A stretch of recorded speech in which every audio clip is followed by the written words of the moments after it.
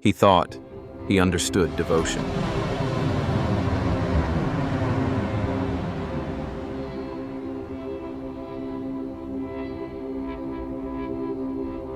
Until the fire of transformation swept through his soul. From the silent courtyards of the training center to the crowded streets of Calcutta, Baba's whispers carried him through trials, field walks, and the edges of revelation.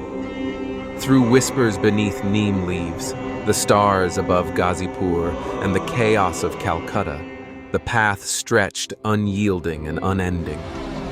A life remade, a soul reborn, not just in ashrams or fields, but in the heart of a city where destiny waited. He left behind the boy he was and stepped forward as Dada Krishnendu, an Acharya of Ananda Marga, a flame in the shadow, now streaming on the worker.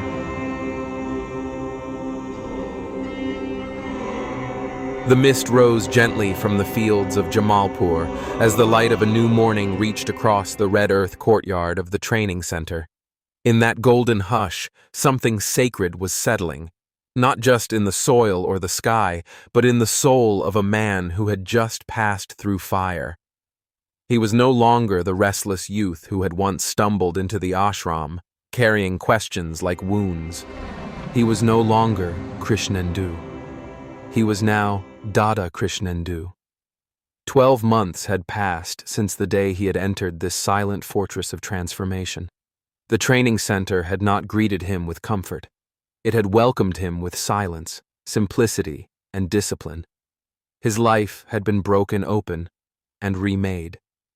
Inside the compound, where bamboo groves lined the meditation huts and the echo of kirtan drifted from the practice halls, young men from across India had come together with one burning aim: to surrender everything and be made new. Their trainer, Dada Shubhadevananda, a senior monk with eyes like thunderclouds and a voice that could slice through ego, oversaw the training like a blacksmith tending to molten iron. He rarely raised his voice. He didn't need to. His silence alone corrected more than 100 words ever could. They called him Dadaji with reverence. Each day began before dawn. In the bitter chill, the trainees would wrap themselves in their orange upper gowns and white dhotis, the same uniform worn by every young soul crossing the threshold from seeker to servant. In those robes, they weren't individuals. They were soil in which something invisible was being planted. There was Mihir, a quiet boy from Bengal who could barely speak above a whisper, but whose chanting during meditation would leave the hall vibrating. There was Raman, the joker of the batch, always smiling, always volunteering for kitchen duty, even when others ducked it. And there was Nakul, a boy who had almost run away in the first week, until Baba came in a dream and told him to stay. Together they lived in the same quarters, bathed in the same cold water, memorized the same lessons on yama and niyama, and endured the same corrections, both tender and sharp. They learned to cook, to lead kirtan, to give lectures, and most of all, to meditate without fleeing from themselves. Some days, Dada Krishnendu would fall asleep in exhaustion, only to wake minutes later for night guard duty. Other days, he would collapse after 3 hours of Akhanda Kirtan and still feel like the real test hadn't begun yet. But then came the day when Dadaji looked at him, not as a boy, but as a brother. "You are ready," he said simply. "From today, the path is yours to walk." That evening, Dada Krishnendu received his Acharya name, his ochre robe, and the weightless weight of a life that was no longer his own. Now, on this golden morning outside the training center, he stood in silence among fellow workers, no longer a trainee, but a monk in truth. His robes were fully orange, his gaze steady, his breath calm. Baba had come for a field walk. They moved quietly around him, silent witnesses to a presence that held galaxies in pause. Suddenly, Baba stopped beneath a tall, wind-bent tree.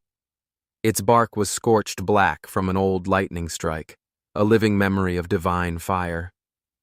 "Does anyone have a dagger?" Baba asked softly.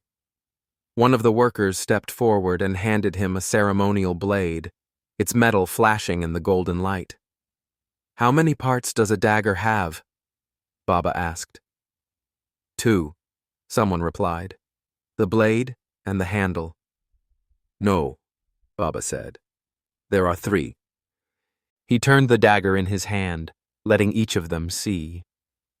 The handle, the blade, with a sharp and a blunt edge, and the point. Baba looked out across the group, his eyes resting briefly on Dada Krishnendu. "There are three types of lives," he said. "The worldly life is like the handle. Safe, flat. It causes no harm, but also no deep change. The life of a margi is like the long blade, sometimes sharp, sometimes dull. It cuts through illusion at times, and yet it spares at others. It is a life of struggle and effort. And then..." He held the dagger so that the tip caught the sun. "There is the path of the sannyasi, the point." The silence deepened. "To stand on this point," Baba said, "is to walk without fallback. One slip and you are pierced. One stumble and the world bleeds through you." "But it is here," he whispered, "that the veil grows thin." He handed the dagger back. Dada Krishnendu didn't speak. He didn't move. But inside him, something ancient stirred, a flame that remembered its shape. That night, as he sat under a neem tree in the courtyard where he once wept with doubt, he closed his eyes and began to chant, not from memory, but from marrow. Baba Nam Kevalam. Love is all there is. The path ahead was dangerous, but he was no longer afraid. It was the hour before General Darshan. Dada Krishnendu sat quietly near the front of the assembly hall, his ochre robe still fresh with the folds of a monk who had only recently stepped beyond the gates of training. The morning air was charged with anticipation. Sadhakas and margis slowly gathered, eyes wide with reverence and longing. Somewhere in the back, everyone had stopped talking. But inside Dada Krishnendu, something else was still echoing, an unshakable tension, a ripple in the stillness that hadn't yet found its name. The door opened, and Baba entered. A hush fell, not because of command, but because something within each person knew. They were now in the presence of the one who saw them entirely. Baba moved slowly through the hall. He did not smile. His eyes passed gently over the faces. Each glance felt like the sun briefly pausing on a single leaf. Suddenly, Baba stopped. He turned toward a young man seated near the front, a first-time visitor, still dressed in plain clothes. His posture was proud, his eyes alert. This was a new margi, one who had just recently received initiation. Earlier that morning, during personal contact, the boy had entered Baba's room and, in a voice both youthful and arrogant, said something that had startled even the guards outside. "Baba, you are Brahma, and I am also Brahma. So why should I meditate?" A few monks had shifted uncomfortably at those words, but Baba, unmoved, had simply said, "We will talk about this later. Please leave for now." But now, here in the full assembly, Baba had returned to the question. He raised his hand silently. "Bring me a cane," he said softly. A murmur passed through the room. A worker fetched one quickly, placing it gently in Baba's hand. What happened next occurred with the suddenness of lightning. Without warning, Baba struck the proud margi once across the shoulder. The cane made a sharp thwack, not out of cruelty, but with the unmistakable energy of cosmic intent. The boy cried out and stood up, face flushed with shock and confusion. "Baba!" he shouted. "Why are you beating me?" The entire hall froze. Baba turned toward him with an expression both innocent and eternal. "What do you mean?" he asked, voice calm. "You are Brahma. I am Brahma. So, who is beating whom?" The room held its breath. The boy stammered, "But, Baba, I feel pain." And then, in a voice that rang like thunder behind closed doors, Baba said, "Exactly. That's the problem. That is why you must meditate. To dissolve this little I, this ego that cries out, 'I feel pain.'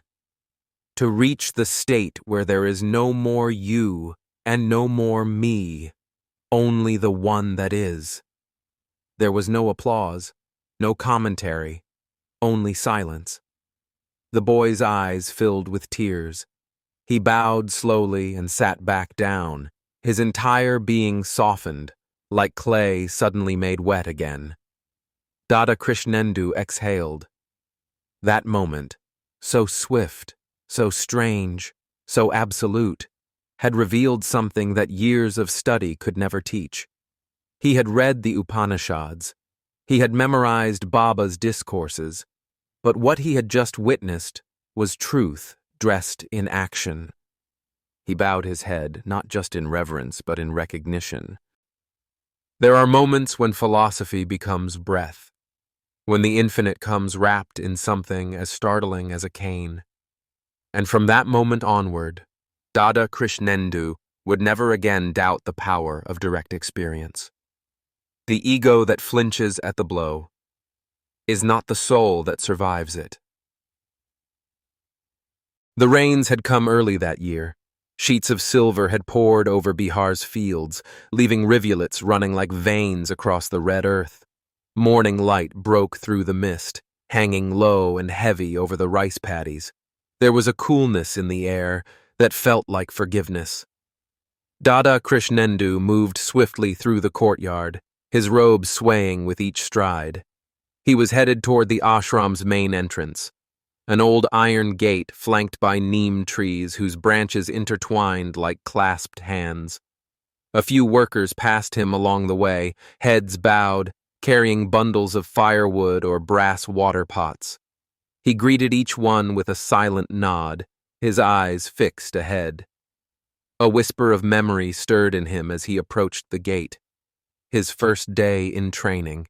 The roughness of the orange gown against his skin, the splash of cold water before dawn, and the singing of kirtan of the sadhakas that rose with the smoke of incense. He had been another boy back then, restless and reaching. Now, he moved with purpose, a purpose carved out of discipline and devotion. Just as he reached the edge of the ashram, he saw him, Baba, standing beneath the sweeping shade of the Neem. His white robes gleamed like pearl against the mud-stained path. He was speaking to an elder Dada, his voice low and measured. It was a rare sight, one that sent ripples through the courtyard like the drop of a stone into still water. Dada Krishnendu paused, unsure if he should move forward. But then, as if sensing his presence, Baba looked up. His eyes met Krishnendu's, not with surprise, but with something deeper, like recognition. "Come," Baba said simply, his hand motioning gently with the stick he held, an extension of his divine will. Dada Krishnendu moved forward, feeling the weight of each step as if the earth itself had thickened beneath his feet. When he reached Baba, the elder monk who had been speaking gestured namaskar and departed, leaving the two of them standing alone beneath the tree. Baba turned his gaze back to the horizon, where sunlight filtered through the mist and left trails of gold across the waterlogged fields. "Do you see that?" he asked, pointing with his stick to the far edge of the rice fields. Dada Krishnendu followed the line of the gesture. In the distance, the land stretched unbroken, disappearing into a haze of green and shadow. "Yes, Baba," he replied softly.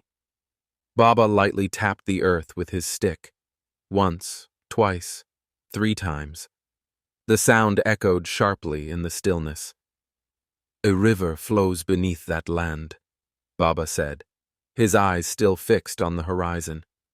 "You cannot see it, but it is there, always moving, always giving life." Dada Krishnendu watched Baba's face as he spoke. His expression was soft, almost wistful, like someone remembering an old friend. "Just because it is hidden," Baba continued, "does not mean it is not real." The words settled in Dada Krishnendu's heart like seeds in wet soil. He looked again toward the horizon, and for a moment, just a breath, he thought he saw it. A ripple. A flash of silver beneath the surface. Baba raised his stick gently, drawing an arc through the air.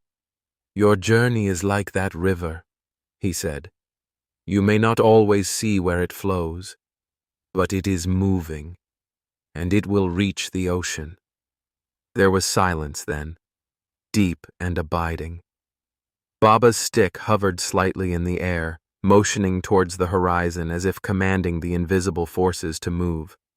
In that silence, Dada Krishnendu felt it again, the pulling of a tide, the whisper of destiny.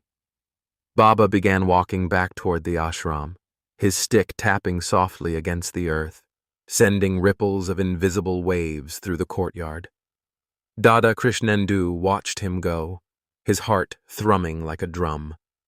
Somewhere, deep beneath the surface of things, he knew the river was moving, and he would follow its course. The evening sun hung low over Jamalpur, casting long golden shadows through the neem trees that lined the ashram path. The leaves rustled gently in the breeze, whispering secrets of ages long past. Dada Krishnendu walked silently beside Baba, his footsteps light against the red clay path. Behind them, the ashram lay quiet, its silhouette softened by the haze of dusk. Dada Arjuna walked just beside Baba, his eyes scanning the path ahead. He wore his orange robes loosely, but something was missing: his turban. The bright cloth, a symbol of discipline and devotion, was nowhere to be seen. Baba's gaze flickered back just once, a subtle glance, but it spoke volumes. The path wound through the outer gardens of the ashram, neem branches swaying above, their shadows dancing across the earth. Baba moved with graceful ease, his hands folded behind his back, his white robes fluttering with each step. The air was cool, thick with the scent of jasmine and marigold. Suddenly, Baba stopped, his sandal brushing lightly against the dust. He turned to Dada Krishnendu, his eyes shining with quiet wisdom. "Why is it," Baba began, his voice soft but resonant, "that people feel a sense of fear or respect when they see a policeman?" Dada Krishnendu straightened his posture, his hands folding instinctively in namaskar. "Because he is a law enforcer, Baba. He carries authority and power." Baba smiled gently and shook his head. "No, Dada. It is because of his uniform." The words hung in the air, suspended between them like drifting leaves. Dada Krishnendu looked back toward Dada Arjuna, whose steps had slowed, his hands nervously brushing against his robe. Baba turned to Dada Krishnendu, his expression softening. "A policeman without his uniform is simply a man. It is the uniform that projects authority and discipline. In the same way, an Acarya who does not wear his complete dress is missing a part of his dignity. His presence is incomplete." Dada Krishnendu nodded, absorbing the lesson in silence.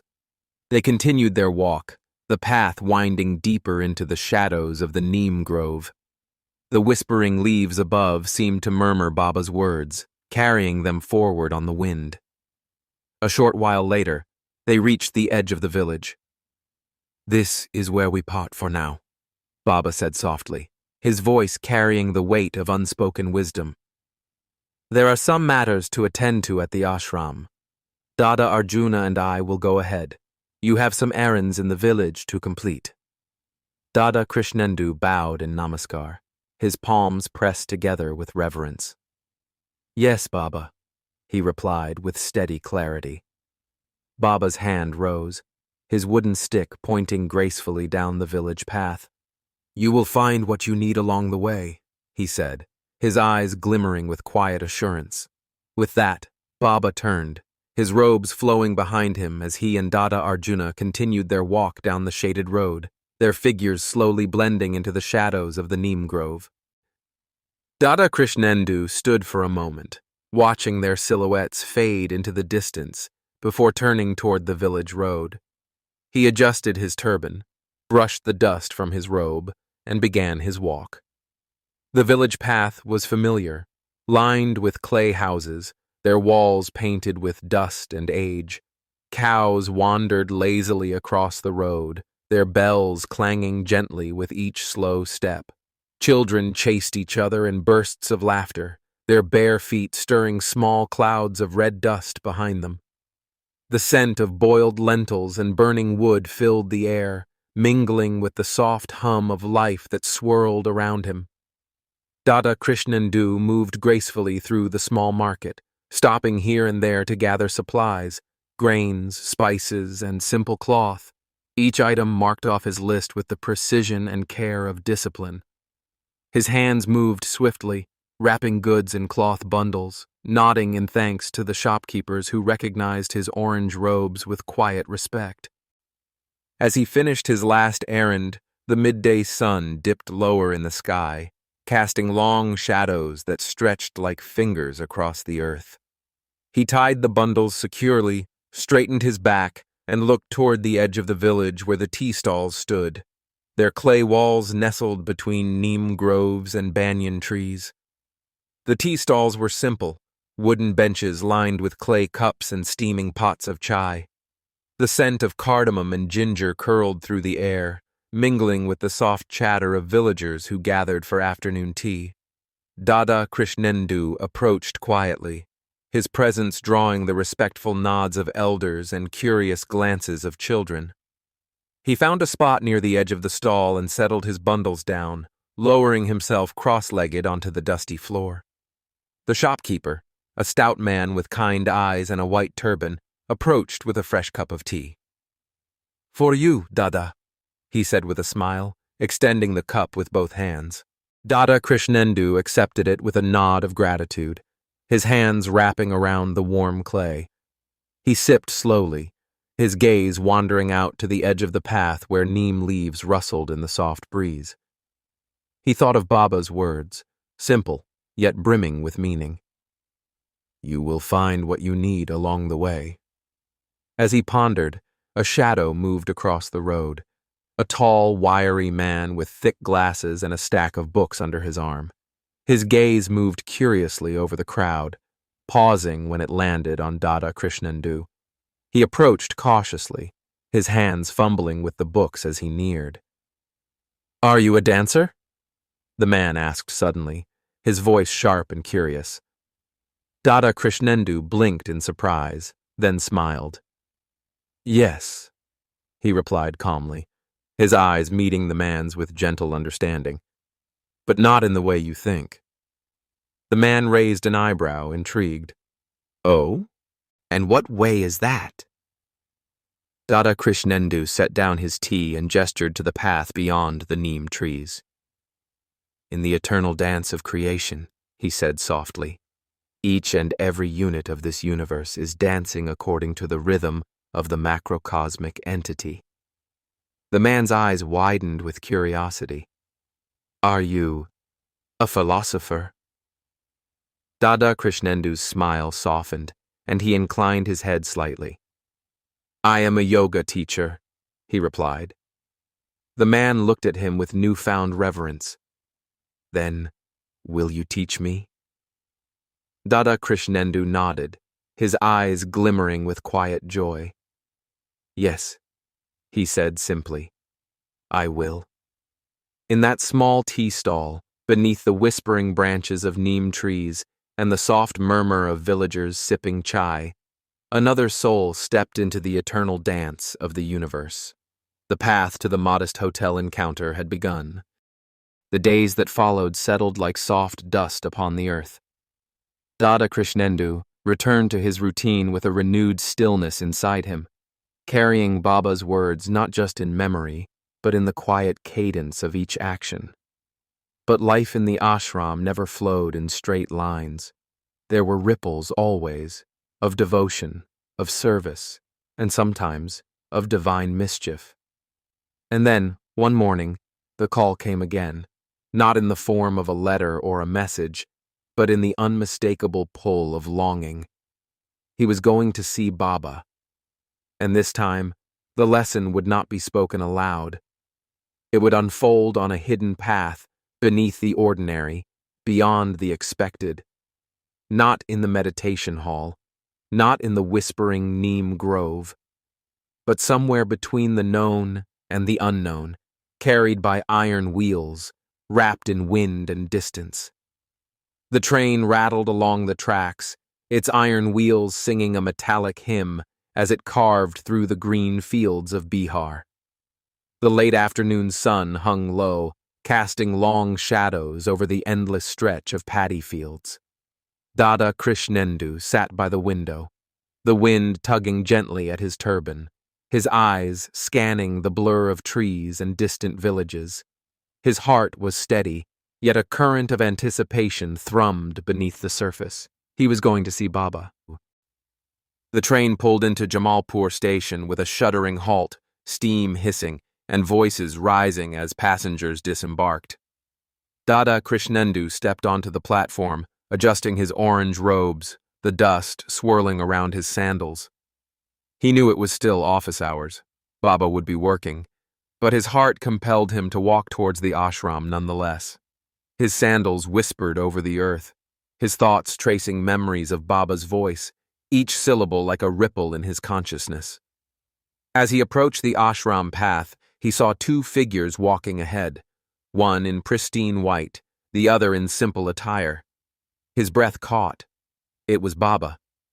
He walked gracefully, his wooden stick tapping the ground with measured rhythm. Beside him, a gentleman kept pace, nodding attentively as Baba spoke in low, rhythmic tones. Dada Krishnendu quickened his step, moving quietly so as not to disturb the flow of their conversation. When he was close enough, he hesitated, his heart pulling against the reins of etiquette. But the longing to speak to Baba, to share even a moment in his presence, overcame him. He reached out and touched Baba's arm, his fingers light and reverent. Baba turned, his eyes softening with recognition. He bent slightly, his voice lowering to a whisper. "This man will go to the left after a few minutes," Baba said gently, his smile kind and knowing. "Then we can talk." Dada Krishnendu stepped back, astonished not just by the words, but by Baba's patience. There was no reprimand, no rebuke for the interruption, only understanding, like a mother who sees the innocence in a child's mistake. He bowed deeply in namaskar, stepping back to wait. True to Baba's words, the gentleman did namaskar moments later and parted ways. Baba turned to Dada Krishnendu, his smile widening.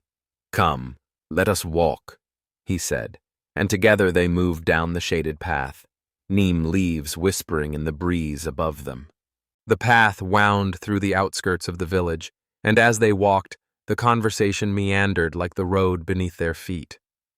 Baba spoke of many things: philosophy, discipline, the power of language.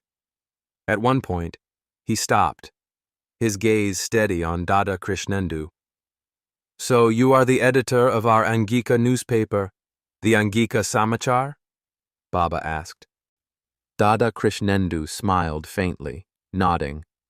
"Yes, Baba, but the Angika language is It's bad, he replied honestly. I don't like it at all. Baba raised his eyebrows slightly, the corners of his mouth lifting with amusement. You have to learn it. It is a very important language, he said firmly. But Baba, it's so different from Hindi. Dada Krishnendu protested gently. Baba stopped beneath the wide canopy of a banyan tree, the leaves stretching like ancient hands above them. He gestured for Dada Krishnendu to sit, and together they settled cross-legged on the cool earth. There is not so much difference between Angika and Hindi, Baba began, his voice gentle but instructive. Just the pronouns and verbs. Let me show you.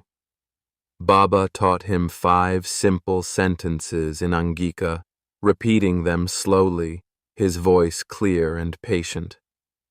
Dada Krishnendu listened, the words finding their place in his memory like stones laid carefully along a path.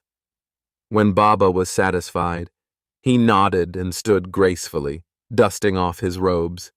You must practice this, he said with a smile. We will see how well you have learned. They continued their walk back to the ashram, and when they arrived, Baba called the workers to gather in the courtyard. 5 monks in orange robes appeared, their hands folded in namaskar. Baba winked at them, his eyes sparkling with mischief. Can you recognize this person?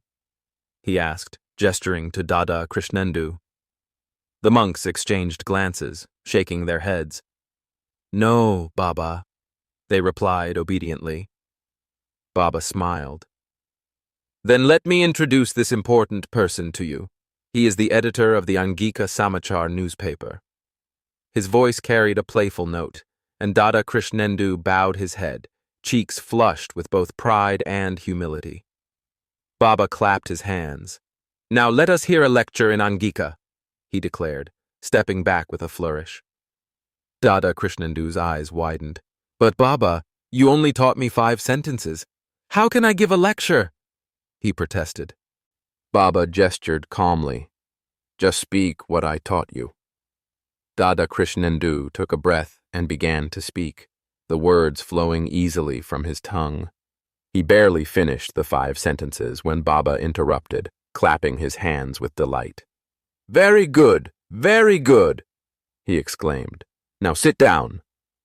The monks chuckled, and Dada Krishnendu bowed his head, his heart light with joy. Baba leaned closer and said, Angika is a very sweet language. I speak it when I am in a calm and sweet mood. If I am normal, I speak in Hindi. When I am furious, I speak in English. Dada Krishnendu laughed softly, the truth of it settling comfortably in his heart. As they were preparing to leave, a familiar figure appeared at the ashram gates, Ram Kumar, a family Mahargi from Trimohan. His face glowed with devotion as he approached Baba, his hands folded. Baba greeted him warmly, his smile softening with affection. Last night at 1:30 a.m., a molecule of air came to me from Trimohan, Baba said, his eyes twinkling. It whispered to me that it overheard you say, I am very happy that the troublesome 15 nights continued training of Kapalika Sadhana is finished and starting next month. I only have to do it once a month. Ram Kumar's eyes widened, his hands trembling slightly as he folded them deeper in namaskar. Yes, Baba. I did say that, he stammered. Baba smiled gently, his gaze warm and knowing. Always remember, he said softly, nothing in this universe is hidden from Parama Purusa. Every thought, every whisper in the wind. He hears it all. The words hung in the air, suspended in a silence that seemed to echo with eternity. And in that stillness, Dada Krishnendu knew Baba was not just a teacher of language. He was the whisper in the wind, the breath of life, and the voice that spoke through every corner of creation. The afternoon sun dipped low over the courtyard, casting long shadows that stretched like fingers across the red earth. The scent of neem and fresh rain lingered in the air, while distant bells from the meditation hall chimed softly, marking the passing of another hour. The ashram was quiet, an expectant kind of silence that made every whisper of wind seem like a message carried from far away. Dada Krishnendu walked slowly along the edge of the courtyard, his hands folded behind his back, his gaze fixed on the path ahead. His orange robe moved with the rhythm of his steps, brushing softly against the dust, leaving faint trails that the wind quickly erased. Ahead, under the shade of the banyan tree, a small group of monks had gathered. They sat cross-legged on the ground, their robes bright against the dark soil, eyes closed in silent meditation. At the center of the circle stood Dada Shubhadevananda, a stern yet compassionate monk whose presence was as immovable as the tree under which he stood. His voice, deep and measured, called out across the courtyard, "Dada Krishnendu, join us." Dada Krishnendu moved quickly, stepping lightly onto the woven mat that formed the perimeter of the circle. He bowed low before Dada Shubhadevananda, who nodded in acknowledgement. His eyes were sharp, piercing yet gentle, like the edge of a blade that had long been tempered by fire. "Today, we will learn about surrender," Dada Shubhadevananda announced, his hands clasped before him. His voice carried easily across the courtyard, commanding attention without effort. Not just the idea of surrender, but its fire, the fire that burns away everything you are not. He gestured to the center of the circle, where a small iron cauldron rested atop a bed of smoldering coals. Thin tendrils of smoke curled from its edges, carrying with it the sharp scent of ghee and sandalwood. "Dada Krishnendu," Dada Shubhadevananda called, his voice steady. "Come forward." Dada Krishnendu hesitated only for a moment before rising to his feet. His hands were steady, his heart calm. He stepped forward, feeling the eyes of the other monks on him, measuring, observing, silently witnessing his every movement. Dada Shubhadevananda extended his hand, motioning to the cauldron. "Place your right hand over the smoke." Without hesitation, Dada Krishnendu leaned forward, stretching his hand above the curling tendrils of smoke. The heat licked at his skin, not fiercely, but with a gentle warning, like the edge of a flame that had yet to burn. "Feel it," Dada Shubhadevananda said softly. "This is surrender, not to the flame, but to the lesson it carries." Dada Krishnendu closed his eyes. The heat rose against his palm, warming his skin, traveling through his fingers and up his arm. But the sensation was more than just physical. It was something deeper, like a whisper of realization moving through him, brushing against the corners of his mind and settling in the center of his heart. "The fire burns away only what is false," Dada Shubhadevananda continued. "What is real remains untouched." The scent of sandalwood thickened in the air, and Dada Krishnendu's breath slowed, matching the rhythm of the rising smoke. He felt the heat pressing into him, but it did not harm. It revealed. "Remove your hand," Dada Shubhadevananda instructed. Dada Krishnendu pulled back slowly, the coolness of the air wrapping around his skin like a blessing. He looked at his hand, unharmed, steady, and strangely lighter, as if some unseen weight had been lifted. The other monks watched in silence, their eyes flickering with a mixture of reverence and understanding. Dada Shubhadevananda stepped forward and placed his hand on Dada Krishnendu's shoulder, his gaze steady and unblinking. "Surrender is not about giving up," he said softly. "It is about letting go." Dada Krishnendu bowed deeply, his forehead nearly touching the ground. Dada Shubhadevananda stepped back, his presence as firm as stone. The courtyard settled back into silence, and the distant bells chimed once more. But in Dada Krishnendu's heart, the fire still burned, softly, steadily, revealing what was real and dissolving what was not. The dawn broke softly over the fields of Bihar, its light spilling like liquid gold across the endless stretch of rice paddies. Thin tendrils of mist hovered above the green shoots, twisting and curling as if whispering secrets to the earth below. Birds flitted through the banyan branches, their calls sharp and clear against the morning silence. Dada Krishnendu walked along the narrow path that led away from the ashram, his feet brushing against the dew-soaked grass, his orange robes trailing lightly behind him. His mind was still, his breath measured. Today, Baba had called him for a field walk, and the path that stretched before him seemed to hum with anticipation. A few workers moved quietly in the distance, bending low over the rows of rice, their hands working in steady rhythm. The sun hung low, casting long shadows that reached out like fingers over the wet clay. Everything felt new, as if the world itself had been freshly washed clean by the dawn. As he reached the bend in the path, he saw him, Baba, standing by the riverbank, his white robes bright against the lush green backdrop of the field. Baba's hands were folded behind his back, and he gazed across the slow-moving water with eyes that seemed to reach far beyond the horizon. Dada Krishnendu quickened his step, folding his hands in namaskar as he approached. Baba nodded, a soft smile playing at the edge of his lips. "Come," he said simply, turning toward the river.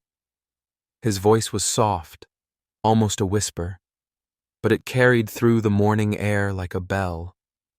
They walked in silence along the edge of the river, the sunlight reflecting off its surface in shimmering waves.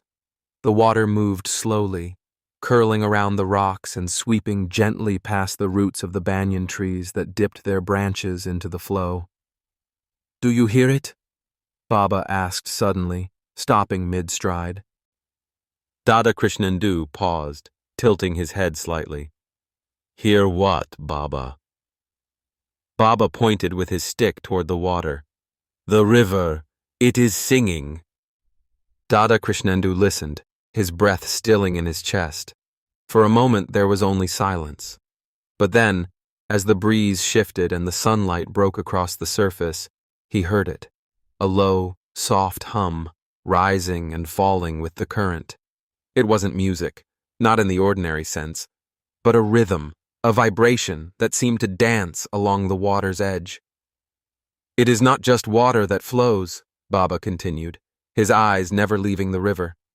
"Beneath it, there is life, movement, the pulse of the earth itself." Dada Krishnendu stepped closer to the edge, his sandals brushing against the wet soil. The sound grew louder, not in volume but in clarity. It was as if the water itself was speaking, its whispers curling up from the depths, carried by the current. "Why does it sing, Baba?" he asked softly. Baba smiled, his eyes gleaming with gentle light. "Because it remembers," he replied. "Every drop of water has traveled from the mountains to the plains, from the clouds to the earth. It carries stories. It carries memories." He raised his stick, pointing it across the stretch of water. "Just as you are moving, Dada, the river moves. It carries its past within its current. And yet, it never stops flowing." Dada Krishnendu stared at the river, his heart catching in his chest. He could almost feel it, the weight of memory, the pull of destiny. "And where does it go?" he asked. Baba turned to him, his gaze softening. "It goes to the ocean," he said simply, "where everything returns, where everything is made whole again." For a long moment, they stood in silence, the river singing gently at their feet. The wind stirred the branches of the neem trees, sending ripples across the water's surface. It was as if the earth itself had paused, holding its breath in reverence. Baba turned then, his robes fluttering softly in the breeze. He began to walk back toward the ashram, his stick tapping gently against the earth. Dada Krishnendu lingered for just a moment longer, watching the river flow, listening to its quiet song. Then, with a final breath, he turned and followed Baba down the winding path, his footsteps soft against the morning clay. The song of the river faded slowly behind him, but its whisper remained, curling gently in his heart. The summer of 1964 rolled through the plains of Bihar with a heat that clung to the skin like damp cloth. In the bustling heart of Jamalpur, whispers stirred among the Acharyas. DMC would not be held here this time. Baba had decided to conduct it in Ghazipur instead. The news fell heavy on their hearts. For years, the Dharma Maha Chakra, DMC, had been a sacred gathering at Jamalpur, twice a year, 6 days of unbroken devotion and divine discourse. But this time, it would be 3 days in Ghazipur, a town some distance away. Dada Krishnendu walked through the ashram courtyard, watching as preparations for departure took shape. Banners were rolled up, mats folded, and carts loaded with supplies. He could see the shadows of reluctance on the faces of many acharyas. Jamalpur had always been their spiritual center, the place where Baba's voice seemed to echo off every brick and stone. The train journey to Ghazipur hummed along the tracks, its wheels clicking in rhythmic syncopation.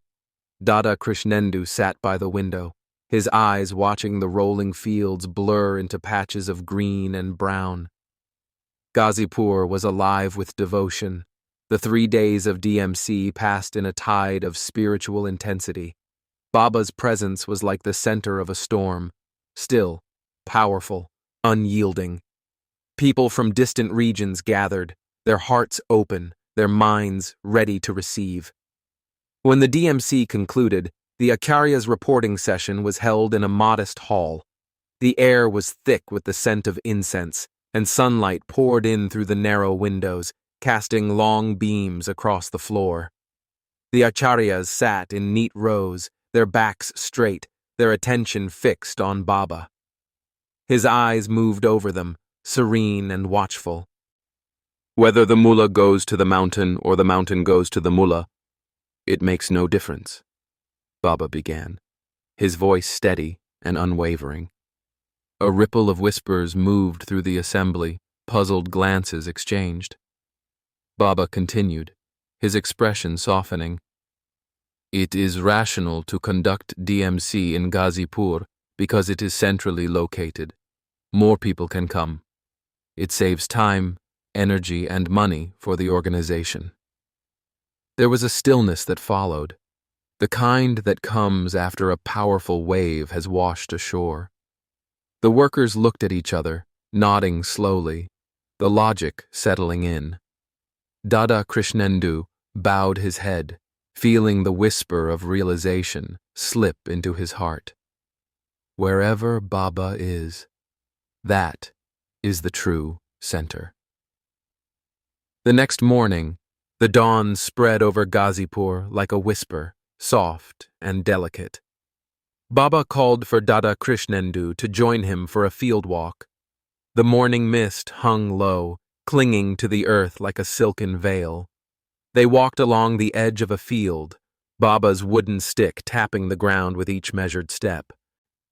Baba stopped suddenly at the crest of a hill, overlooking the fields that stretched far into the horizon. He turned to Dada Krishnendu and said, "Do you know how people once navigated by the stars? The ancients understood that the sky was their map, their guide." Dada Krishnendu listened intently as Baba spoke of the stars and planets, his voice weaving through constellations and ancient sailors who trusted the lights above more than the maps in their hands. Baba's tone was soft, almost melodic, and for a while, the concerns of the world slipped away. Dada Krishnendu forgot his mistakes, his worries, the shadows of doubt.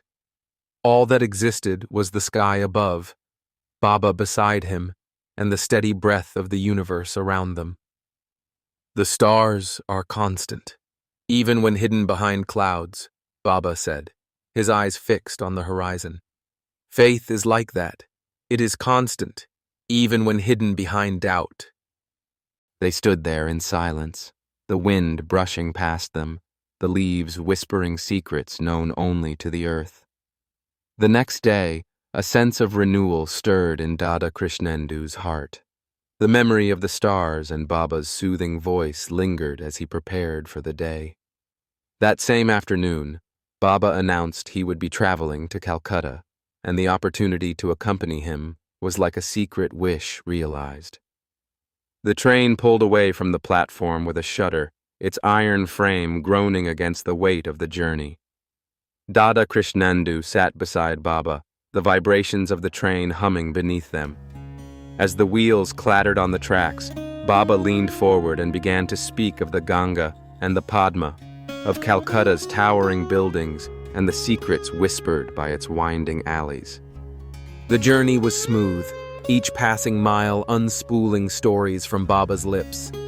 Dada Krishnendu listened with his heart open, each word a thread weaving a tapestry of understanding and wonder. When they arrived, Baba gestured for Acharya Madan to take Dada Krishnendu around the city.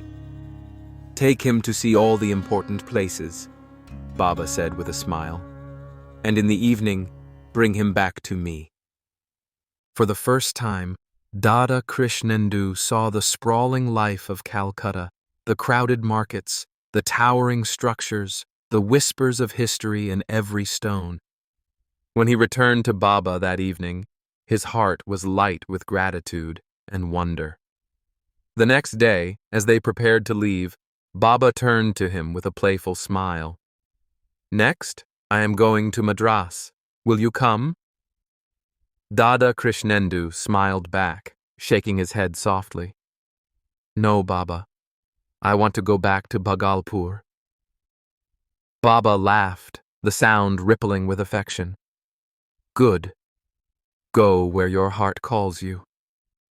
And with that, Dada Krishnendu knew every journey with Baba was a pilgrimage, whether it was across states or simply across the courtyard of the ashram.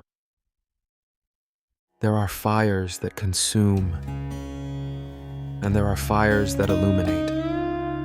What you have just witnessed was not the mere journey of a monk across fields and cities.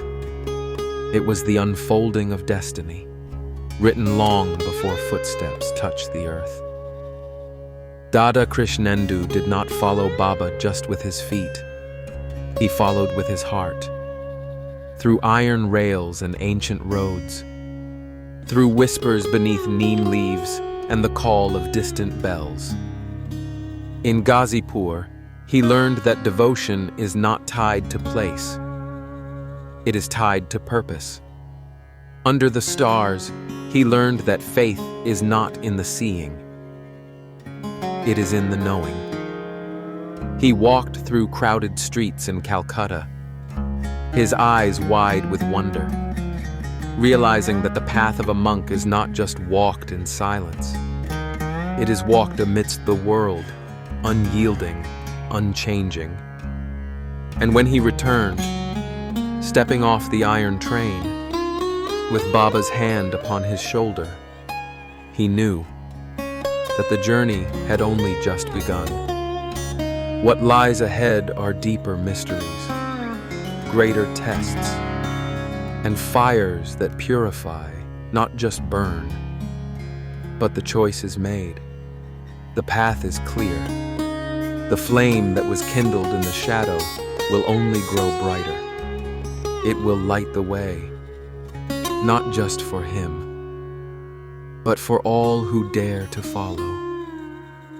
This is the story of a boy who walked into the unknown to become a flame in the shadow of eternity. Join us in episode 3 as the journey continues. Baba Nam Kevalam. Love is all there is. If this story touched your heart, please consider subscribing to the Worker channel. Each video is created as a sacred offering, to inspire, to remember, and to walk the path together. You can support this journey simply by clicking like, sharing it with someone who may need it, or leaving a comment below. Every action helps spread Baba's light to corners still waiting to be reached. Thank you for being part of this unfolding prachar. Baba Nam Kevalam. Love is all there is.